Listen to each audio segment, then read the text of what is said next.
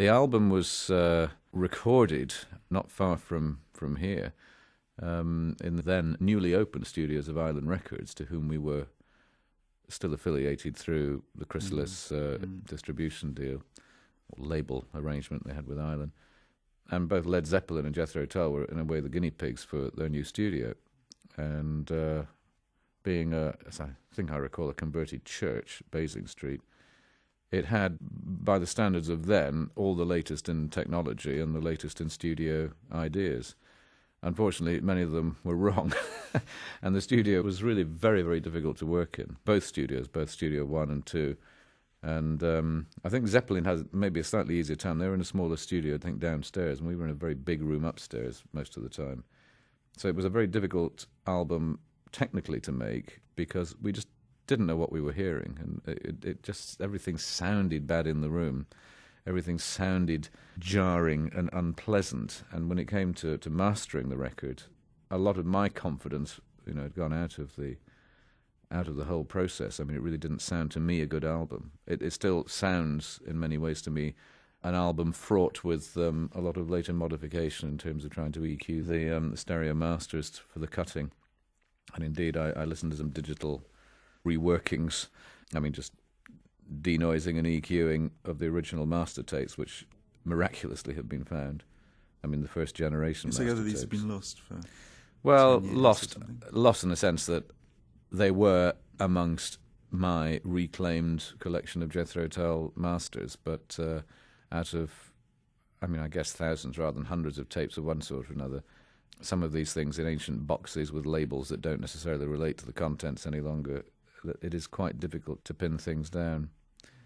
But anyway, yes, they did, like many other tapes before them, surface, having been away for a while at other people's studios or left, in some cutting room in America or somewhere. Finally these things have, by and large, found their way home to me over the last few years, since I've, through the release of compilations and box sets and all the rest of it, had to try to lay my hands on it all.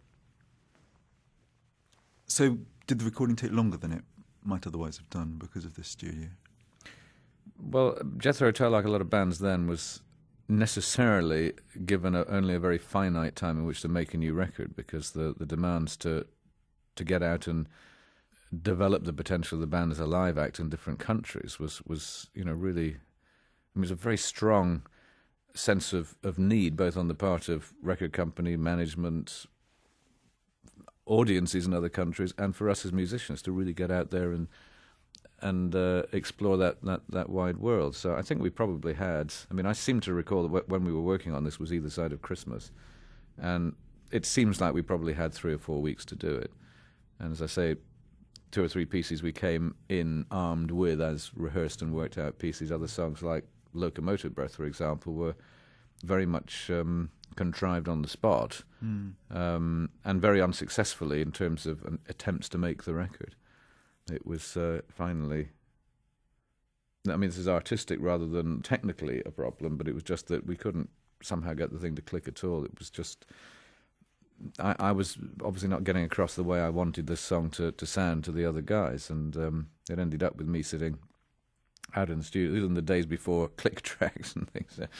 I sat in the studio to be a click track for 4.5 minutes or whatever by playing hi-hat and bass drum all the way through the track, and then overdubbed to that with the rest of... then I added some guitar parts, electric guitar parts and acoustic guitar parts, and then tied on the front of that was John Evans' piano intro, and then Clyde Bunker overdubbed the toms and the cymbals, and Martin came and added the other electric guitar part to it. So it was one of those strange songs. It was actually... I'm not saying we weren't all in the room at the same time. We were probably all there that day, but it was certainly... It was more like a later Pink Floyd recording than a Jethro Tull recording, in the sense it was made up out of a lot of overdubs of parts, and no one really knew what the end song was going to sound like, except me. But it does sound like a live song. It sounds like the sort of thing that you could walk on stage and play almost spontaneously. Well, that's kind of lucky, because that's what we've had to do for the last 25 years: walk on stage and play it live. And like many songs, sometimes these things that get put together in the studio, very artificially, end up translating into great live songs. And sometimes they really don't. So you had a larger studio than Led Zeppelin. Was this something to do with pecking orders? It had nothing to do with pecking orders, because we would have been much more comfy in the smaller room, which didn't sound quite as bad.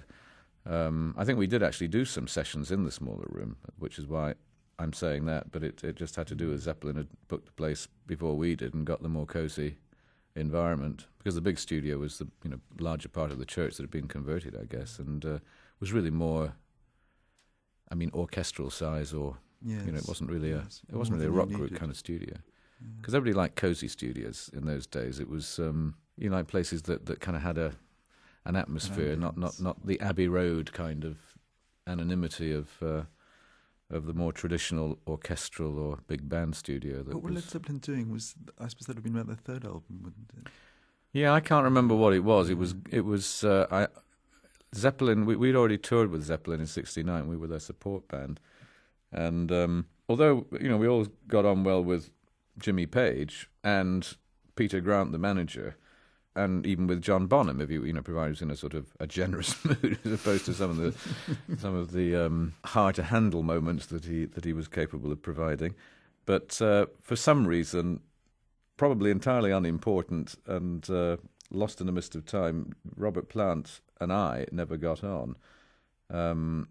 With hindsight, whatever the reason or reasons were, I'm absolutely prepared to take the blame for, because I do recall, in what I thought was good spirit, making some not badly intended comment in Melody Maker, saying with my lyrics and Led Zeppelin's music, we could be quite a good little rock and roll band or something like that. And of course, I was just so stupidly, heavy-handed about that, not remembering, of course, that Robert Plant actually wrote the lyrics, but one thought at that time of Zeppelin as being still a kind of a blues-based band, most of whose music and a lot of the lyrics, from early on, were not lyric writing so much as just sort of taking ideas that were very traditional in the white middle-class reworkings of the Willie Dixon repertoire.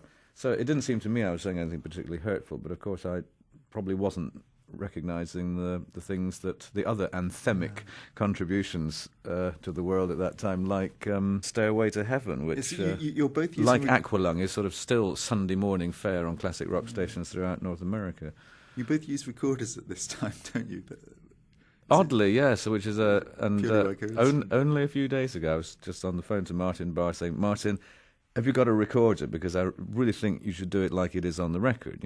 You and Andy should play these two recorder bits with genuine Yamaha plastic school recorders. No flutes, no substitutions. Pardon me? This is what they recorded on, are they? I don't know what they were recorded on. So it was way back, but whatever. They were just things you bought in the local school supply shop. Little plasticky thing. But that. But then probably you see that wouldn't be so unlikely, because that was what you did at school. That was almost, I think, for many people, their first ever shot at playing a musical instrument was at school, picking up the school recorder and having a go. So I guess that, in a way, sort of it was likely to find its way into the music of people like Led Zeppelin or Jethro Tull or Gentle Giant, for that matter. And it is it's really quite a horrid instrument in a way, but it in the sense that it's a fiddly thing to play and doesn't quite have the strident scream of the Irish tin whistle, Yes. Effective if used in moderation. Yes, as a little bit of colour, it kind of takes you through the song. After 25 years, where does Aqualung stand in the chronicle of Jethro Tull releases? Well, when EMI wanted to focus on this 25-year anniversary of the Aqualung album's release and do I kind of said, well, sure, if you want to do that, it's okay. Big chance to clean up and see if we can, repress and at least get a better quality piece of music out there for people to buy or rebuy if they haven't actually bought the CD yet.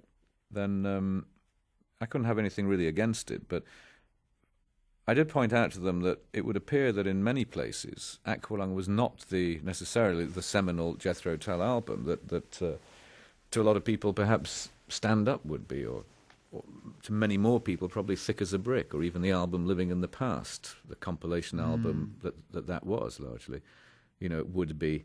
For other people, it would be much later on. I mean, in Germany, for example, it would be as late as 1982 with Broadsword and the Beast, which in its first year of release was infinitely more successful than the Aqualung album, in that first 12-month sales picture. And it's probably still our most successful record in Germany, by that standard, of having, in its year of being a contemporary album, was far and away the most successful.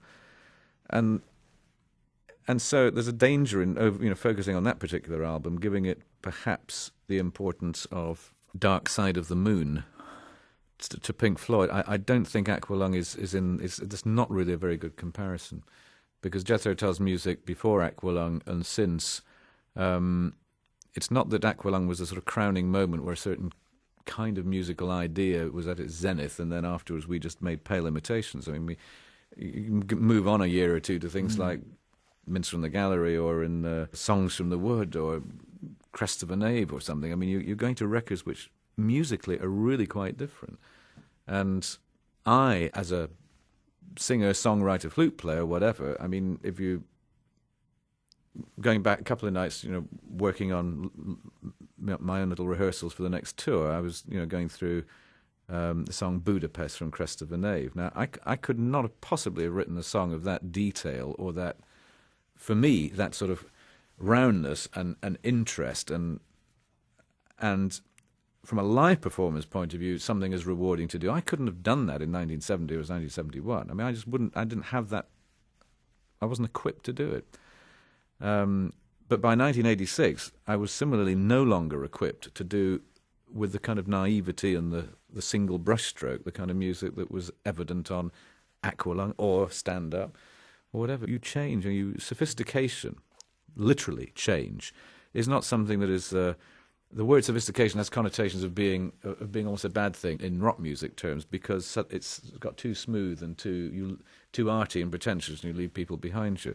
But sophistication in the literal sense of meaning just change. You have to accept, as you get older, you're going to refine and want to deal in terms of your own refinements and your own degree of sensitivity and engagement with the musical substance, that strange jangling conglomerate of notes and rhythms what intrigues me and moves me now is something that is necessarily more complex and more layered than would have been the case when I first started.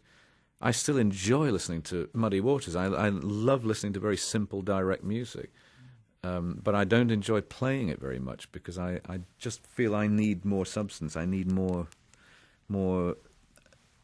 to hang my hat on as a performer and as a songwriter. So just by comparison, then, something like Budapest from Crest of a Knave for me is a much more to me, a more fitting example of Jethro Tull, or Ian Anderson stroke Jethro Tull at its best, more so than perhaps Aqualung, which is a good record with a bunch of good songs on it, many of which come in and out of the Jethro Tull set. But I would just say that it was, thank God it was a good rather than, by my standards, a good rather than a bad Jethro Tull album that has resulted in that degree of interest from people over the years.